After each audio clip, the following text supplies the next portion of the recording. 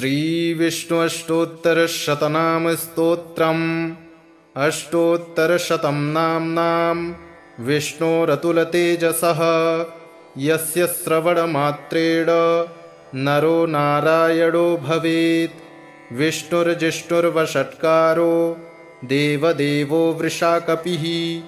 दामोदरो दीनबन्धु रादिदेवोदिते स्तुतः। पुण्डरीकः परानन्दः परमात्मा परात्परः परशुधारि विश्वात्मा कृष्णः कलिमलापः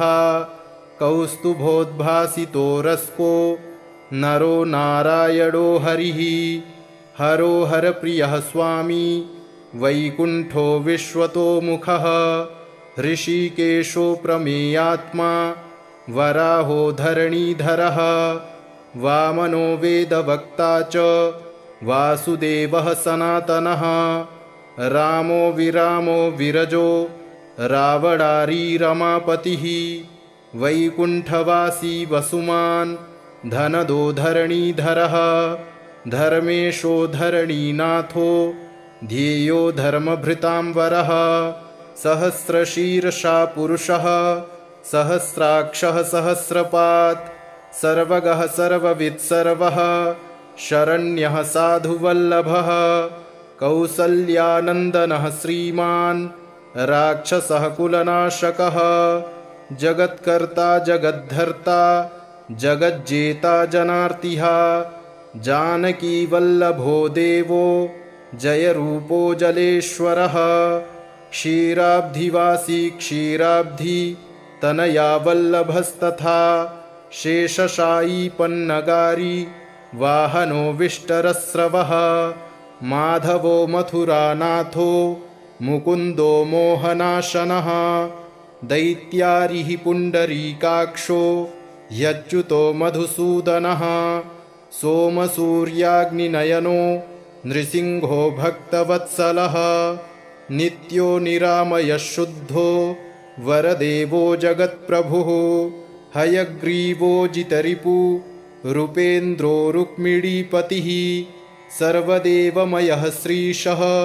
सर्वाधारः सनातनः सौम्यः सौम्यप्रदः सृष्टा विश्वक्सेनो जनार्दनः यशोदातनयो योगी योगशास्त्रपरायणः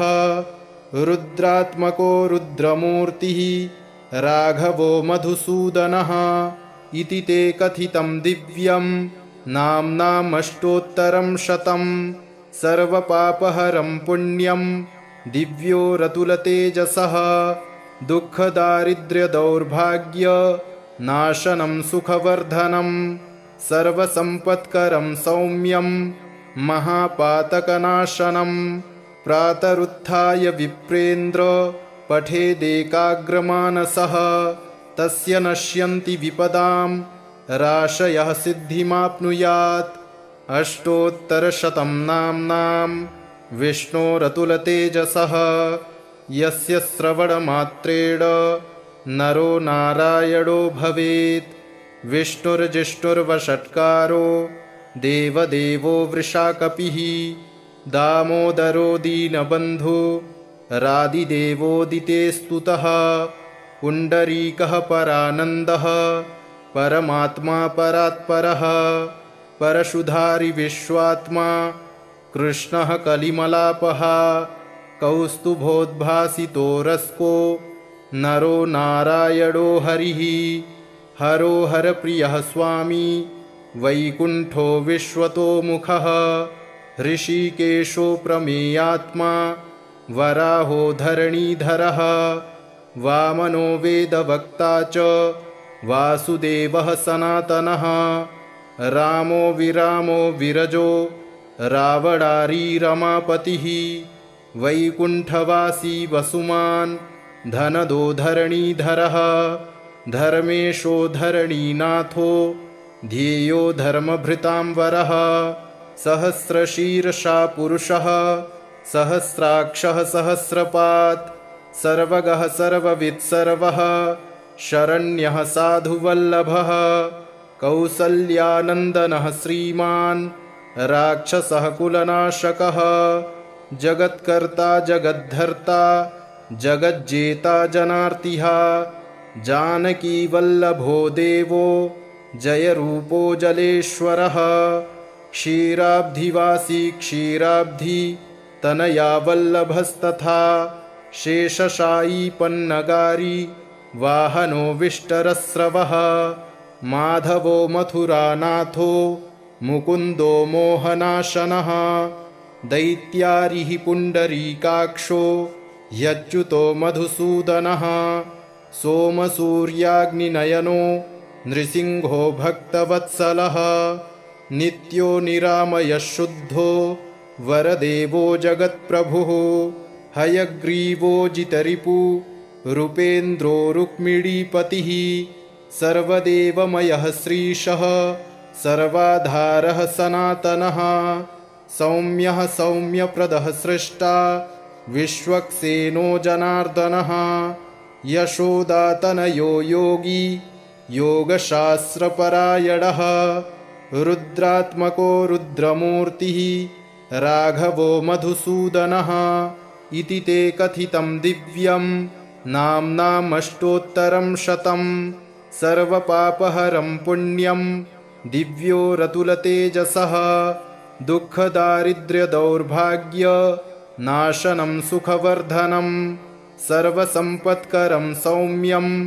महापातकनाशनं प्रातरुत्थाय विप्रेन्द्र पठेदेकाग्रमानसः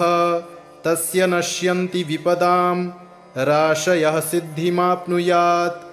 अष्टोत्तरशतं नाम्नां विष्णोरतुलतेजसः यस्य श्रवणमात्रेण नरो नारायणो भवेत् विष्णुर्जिष्णुर्वषट्कारो देवदेवो वृषाकपिः दामोदरो दीनबन्धु रादिदेवोदिते स्तुतः पुण्डरीकः परानन्दः परमात्मा परात्परः परशुधारि विश्वात्मा कृष्णः कलिमलापः कौस्तुभोद्भासितो रस्को नरो नारायणो हरिः हरो हरप्रियः स्वामी वैकुण्ठो विश्वतोमुखः ऋषिकेशो प्रमेयात्मा वराहो धरणीधरः वामनो वेदवक्ता च वासुदेवः सनातनः रामो विरामो विरजो रावणारी रमापतिः वैकुण्ठवासी वसुमान् धनदो धरणीधरः धर्मेशो धरणीनाथो ध्येयो धर्मभृतांवरः सहस्रशीर्षा पुरुषः सहस्राक्षः सहस्रपात् सर्वगः सर्ववित् सर्वः शरण्यः साधुवल्लभः कौसल्यानन्दनः श्रीमान् राक्षसः कुलनाशकः जगत्कर्ता जगद्धर्ता जगज्जेता जनार्तिः जानकीवल्लभो देवो जयरूपो जलेश्वरः क्षीराब्धिवासी क्षीराब्धि तनया वल्लभस्तथा शेषशायी पन्नगारी वाहनो विष्टरस्रवः माधवो मथुरानाथो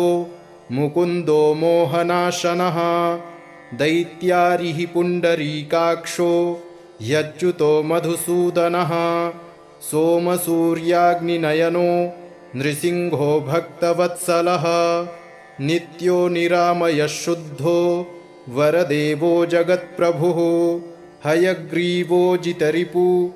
रूपेन्द्रो रुक्मिणीपतिः सर्वदेवमयः श्रीशः सर्वाधारः सनातनः सौम्यः सौम्यप्रदः सृष्टा विश्वक्सेनो जनार्दनः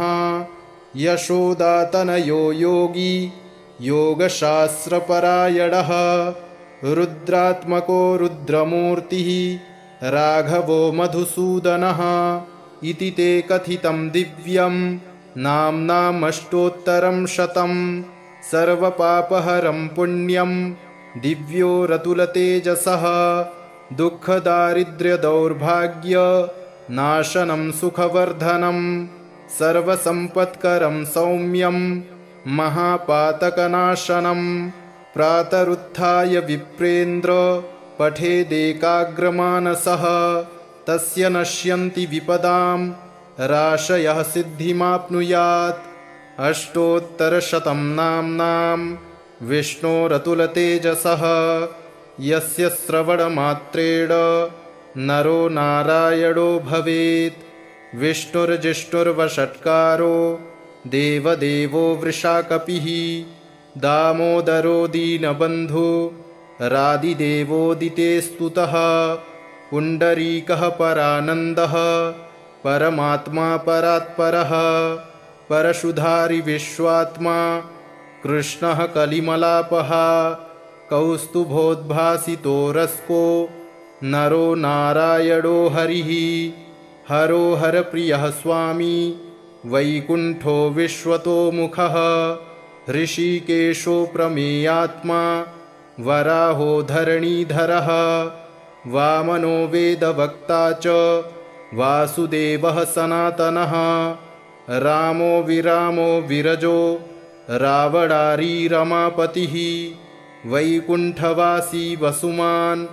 धनदो धरणीधरः धर्मेशो धरणीनाथो ध्येयो धर्मभृतांवरः सहस्रशीर्षा पुरुषः सहस्राक्षः सहस्रपात् सर्वगः सर्ववित् सर्वः शरण्यः साधुवल्लभः कौसल्यानन्दनः श्रीमान् राक्षसः कुलनाशकः जगत्कर्ता जगद्धर्ता जगज्जेता जनार्तिः जानकीवल्लभो देवो जयरूपो जलेश्वरः क्षीराब्धिवासी क्षीराब्धि तनया वल्लभस्तथा शेषशायी पन्नगारी वाहनो विष्टरस्रवः माधवो मथुरानाथो मुकुन्दो मोहनाशनः दैत्यारिः पुण्डरीकाक्षो ह्यच्युतो मधुसूदनः सोमसूर्याग्निनयनो नृसिंहो भक्तवत्सलः नित्यो निरामयः शुद्धो वरदेवो जगत्प्रभुः हयग्रीवो जितरिपु रूपेन्द्रो रुक्मिणीपतिः सर्वदेवमयः श्रीशः सर्वाधारः सनातनः सौम्यः सौम्यप्रदः सृष्टा विश्वक्सेनो जनार्दनः यशोदातनयो योगी योगशास्त्रपरायणः रुद्रात्मको रुद्रमूर्तिः राघवो मधुसूदनः इति ते कथितं दिव्यं नाम्नामष्टोत्तरं शतं सर्वपापहरं पुण्यं दिव्यो रतुलतेजसः दुःखदारिद्र्यदौर्भाग्य नाशनं सुखवर्धनं सर्वसम्पत्करं सौम्यं महापातकनाशनं प्रातरुत्थाय विप्रेन्द्र पठेदेकाग्रमानसः तस्य नश्यन्ति विपदां राशयः सिद्धिमाप्नुयात्। अष्टोत्तरशतं नाम्नां विष्णोरतुलतेजसः यस्य श्रवणमात्रेण नरो नारायणो भवेत्। विष्णुर्जिष्णुर्वषट्कारो देवदेवो वृषाकपिः दामोदरो दीनबन्धु रादिदेवोदिते स्तुतः। पुण्डरीकः परानन्दः परमात्मा परात्परः परशुधारि विश्वात्मा कृष्णः कलिमलापः कौस्तुभोद्भासितो रस्को नरो नारायणो हरिः। हरो हरप्रियः स्वामी वैकुण्ठो विश्वतोमुखः ऋषिकेशो प्रमेयात्मा वराहो धरणीधरः वामनो वेदवक्ता च वासुदेवः सनातनः रामो विरामो विरजो रावणारी रमापतिः वैकुण्ठवासी वसुमान् धनदो धरणीधरः धर्मेशो धरणीनाथो ध्येयो धर्मभृतांवरः सहस्रशीर्षा पुरुषः सहस्राक्षः सहस्रपात् सर्वगः सर्ववित् सर्वः शरण्यः साधुवल्लभः कौसल्यानन्दनः श्रीमान् राक्षसः कुलनाशकः जगत्कर्ता जगद्धर्ता जगज्जेता जनार्तिः जानकीवल्लभो देवो जयरूपो जलेश्वरः क्षीराब्धिवासी क्षीराब्धि तनया वल्लभस्तथा शेषशायी पन्नगारी वाहनो विष्टरस्रवः माधवो मथुरानाथो मुकुन्दो मोहनाशनः दैत्यारिः पुण्डरीकाक्षो ह्यच्युतो मधुसूदनः सोमसूर्याग्निनयनो नृसिंहो भक्तवत्सलः नित्यो निरामयः शुद्धो वरदेवो जगत्प्रभुः हयग्रीवो जितरिपु रूपेन्द्रो रुक्मिणीपतिः सर्वदेवमयः श्रीशः सर्वाधारः सनातनः सौम्यः सौम्यप्रदः सृष्टा विश्वक्सेनो जनार्दनः यशोदातनयो योगी योगशास्त्रपरायणः रुद्रात्मको रुद्रमूर्तिः राघवो मधुसूदनः इति ते कथितं दिव्यं नाम्नामष्टोत्तरं शतं सर्वपापहरं पुण्यं दिव्यो रतुलतेजसः दुःखदारिद्र्यदौर्भाग्य नाशनं सुखवर्धनं सर्वसम्पत्करं सौम्यं महापातकनाशनं प्रातरुत्थाय विप्रेन्द्र पठेदेकाग्रमानसः तस्य नश्यन्ति विपदां राशयः सिद्धिमाप्नुयात् अष्टोत्तरशतं नाम्नां विष्णोरतुलतेजसः यस्य श्रवणमात्रेण नरो नारायणो भवेत् विष्णुर्जिष्णुर्वषट्कारो देवदेवो वृषाकपिः दामोदरो दीनबन्धु रादिदेवोदिते स्तुतः पुण्डरीकः परानन्दः परमात्मा परात्परः परशुधारि विश्वात्मा कृष्णः कलिमलापः कौस्तुभोद्भासितो रस्को नरो नारायणो हरिः हरो हरप्रियः स्वामी वैकुण्ठो विश्वतोमुखः ऋषिकेशो प्रमेयात्मा वराहो धरणीधरः वामनो वेदवक्ता च वासुदेवः सनातनः रामो विरामो विरजो रावणारी रमापतिः वैकुण्ठवासी वसुमान् धनदो धरणीधरः धर्मेशो धरणीनाथो ध्येयो धर्मभृतांवरः सहस्रशीर्षा पुरुषः सहस्राक्षः सहस्रपात् सर्वगः सर्ववित् सर्वः शरण्यः साधुवल्लभः कौसल्यानन्दनः श्रीमान् राक्षसः कुलनाशकः जगत्कर्ता जगद्धर्ता जगज्जेता जनार्तिः जानकीवल्लभो देवो जयरूपो जलेश्वरः क्षीराब्धिवासी क्षीराब्धि तनया वल्लभस्तथा शेषशायी पन्नगारी वाहनो विष्टरस्रवः माधवो मथुरानाथो मुकुन्दो मोहनाशनः दैत्यारिः पुण्डरीकाक्षो ह्यच्युतो मधुसूदनः सोमसूर्याग्निनयनो नृसिंहो भक्तवत्सलः नित्यो निरामयः शुद्धो वरदेवो जगत्प्रभुः हयग्रीवो जितरिपु रूपेन्द्रो रुक्मिणीपतिः सर्वदेवमयः श्रीशः सर्वाधारः सनातनः सौम्यः सौम्यप्रदः सृष्टा विश्वक्सेनो जनार्दनः यशोदातनयो योगी योगशास्त्रपरायणः रुद्रात्मको रुद्रमूर्तिः राघवो मधुसूदनः इति ते कथितं दिव्यं नाम्नामष्टोत्तरं शतं सर्वपापहरं पुण्यं दिव्यो रतुलतेजसः दुःखदारिद्र्यदौर्भाग्यनाशनं सुखवर्धनं सर्वसम्पत्करं सौम्यं महापातकनाशनं प्रातरुत्थाय विप्रेन्द्र पठेदेकाग्रमानसः तस्य नश्यन्ति विपदां राशयः सिद्धिमाप्नुयात्। अष्टोत्तरशतं नाम्नां विष्णोरतुलतेजसः यस्य श्रवणमात्रेण नरो नारायणो भवेत्।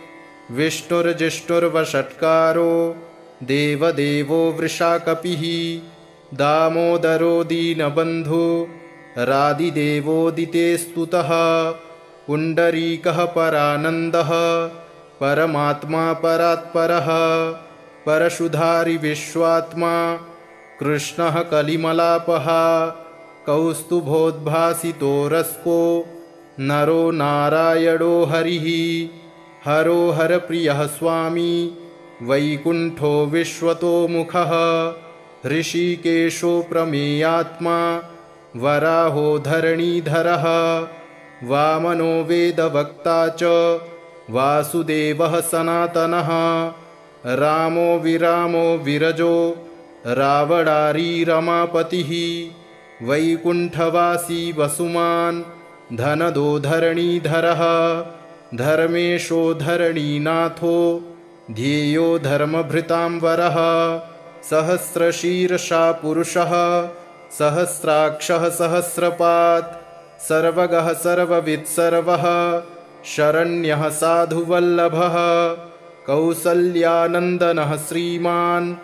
राक्षसः कुलनाशकः जगत्कर्ता जगद्धर्ता जगज्जेता जनार्तिः जानकीवल्लभो देवो जयरूपो जलेश्वरः क्षीराब्धिवासी क्षीराब्धि तनया वल्लभस्तथा शेषशायी पन्नगारी वाहनो विष्टरस्रवः माधवो मथुरानाथो मुकुन्दो मोहनाशनः दैत्यारिः पुण्डरीकाक्षो ह्यच्युतो मधुसूदनः सोमसूर्याग्निनयनो नृसिंहो भक्तवत्सलः नित्यो निरामयः शुद्धो वरदेवो जगत्प्रभुः हयग्रीवो जितरिपु रूपेन्द्रो रुक्मिणीपतिः सर्वदेवमयः श्रीशः सर्वाधारः सनातनः सौम्यः सौम्यप्रदः सृष्टा विश्वक्सेनो जनार्दनः यशोदातनयो योगी योगशास्त्रपरायणः रुद्रात्मको रुद्रमूर्तिः राघवो मधुसूदनः इति ते कथितं दिव्यं नाम्नामष्टोत्तरं शतं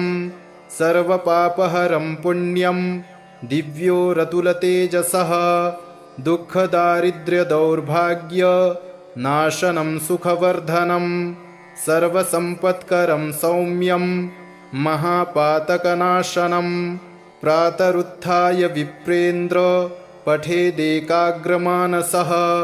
तस्य नश्यन्ति विपदां राशयः सिद्धिमाप्नुयात्। अष्टोत्तरशतं नाम्नां विष्णोरतुलतेजसः यस्य श्रवणमात्रेण नरो नारायणो भवेत्। विष्णुर्जिष्णुर्वषट्कारो देवदेवो वृषाकपिः दामोदरो दीनबन्धु रादिदेवोदिते स्तुतः। पुण्डरीकः परानन्दः परमात्मा परात्परः परशुधारि विश्वात्मा कृष्णः कलिमलापः कौस्तुभोद्भासितो रस्को नरो नारायणो हरिः। हरो हरप्रियः स्वामी वैकुण्ठो विश्वतोमुखः ऋषिकेशो प्रमेयात्मा वराहो धरणीधरः वामनो वेदवक्ता च वासुदेवः सनातनः रामो विरामो विरजो रावणारी रमापतिः वैकुण्ठवासी वसुमान् धनदो धरणीधरः धर्मेशो धरणीनाथो ध्येयो धर्मभृतांवरः सहस्रशीर्षा पुरुषः सहस्राक्षः सहस्रपात् सर्वगः सर्ववित् सर्वः शरण्यः साधुवल्लभः कौसल्यानन्दनः श्रीमान् राक्षसः कुलनाशकः जगत्कर्ता जगद्धर्ता जगज्जेता जनार्तिः जानकीवल्लभो देवो जयरूपो जलेश्वरः क्षीराब्धिवासी क्षीराब्धि तनया वल्लभस्तथा शेषशायी पन्नगारी वाहनो विष्टरस्रवः माधवो मथुरानाथो मुकुन्दो मोहनाशनः दैत्यारिः पुण्डरीकाक्षो ह्यच्युतो मधुसूदनः सोमसूर्याग्निनयनो नृसिंहो भक्तवत्सलः नित्यो निरामयः शुद्धो वरदेवो जगत्प्रभुः हयग्रीवो जितरिपु रूपेन्द्रो रुक्मिणीपतिः सर्वदेवमयः श्रीशः सर्वाधारः सनातनः सौम्यः सौम्यप्रदः सृष्टा विश्वक्सेनो जनार्दनः यशोदातनयो योगी योगशास्त्रपरायणः रुद्रात्मको रुद्रमूर्तिः राघवो मधुसूदनः इति ते कथितं दिव्यं नाम्नामष्टोत्तरं शतं सर्वपापहरं पुण्यं दिव्यो रतुलतेजसः दुःखदारिद्र्यदौर्भाग्य नाशनं सुखवर्धनं सर्वसम्पत्करं सौम्यं महापातकनाशनं प्रातरुत्थाय विप्रेन्द्र पठेदेकाग्रमानसः तस्य नश्यन्ति विपदां राशयः सिद्धिमाप्नुयात् अष्टोत्तरशतं नाम्नां विष्णोरतुलतेजसः यस्य श्रवणमात्रेण नरो नारायणो भवेत्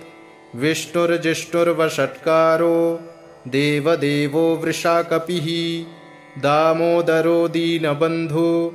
रादिदेवोदिते स्तुतः पुण्डरीकः परानन्दः परमात्मा परात्परः परशुधारि विश्वात्मा कृष्णः कलिमलापः कौस्तुभोद्भासितो रस्को नरो नारायणो हरिः हरो हरप्रियः स्वामी वैकुण्ठो विश्वतोमुखः ऋषिकेशो प्रमेयात्मा वराहो धरणीधरः वामनो वेदवक्ता च वासुदेवः सनातनः रामो विरामो विरजो रावणारी रमापतिः वैकुण्ठवासी वसुमान् धनदो धरणीधरः धर्मेशो धरणीनाथो ध्येयो धर्मभृतांवरः सहस्रशीर्षा पुरुषः सहस्राक्षः सहस्रपात् सर्वगः सर्ववित् सर्वः शरण्यः साधुवल्लभः कौसल्यानन्दनः श्रीमान् राक्षसः कुलनाशकः जगत्कर्ता जगद्धर्ता जगज्जेता जनार्तिः जानकीवल्लभो देवो जयरूपो जलेश्वरः क्षीराब्धिवासी क्षीराब्धि तनया वल्लभस्तथा शेषशायी पन्नगारी वाहनो विष्टरस्रवः माधवो मथुरानाथो मुकुन्दो मोहनाशनः दैत्यारिः पुण्डरीकाक्षो ह्यच्युतो मधुसूदनः सोमसूर्याग्निनयनो नृसिंहो भक्तवत्सलः नित्यो निरामयः शुद्धो वरदेवो जगत्प्रभुः हयग्रीवो जितरिपु रूपेन्द्रो रुक्मिणीपतिः सर्वदेवमयः श्रीशः सर्वाधारः सनातनः सौम्यः सौम्यप्रदः सृष्टा विश्वक्सेनो जनार्दनः यशोदातनयो योगी योगशास्त्रपरायणः रुद्रात्मको रुद्रमूर्तिः राघवो मधुसूदनः इति ते कथितं दिव्यं नाम्नामष्टोत्तरं शतं सर्वपापहरं पुण्यं दिव्यो रतुलतेजसः दुःखदारिद्र्यदौर्भाग्य नाशनं सुखवर्धनं सर्वसम्पत्करं सौम्यं महापातकनाशनं प्रातरुत्थाय विप्रेन्द्र पठेदेकाग्रमानसः तस्य नश्यन्ति विपदां राशयः सिद्धिमाप्नुयात्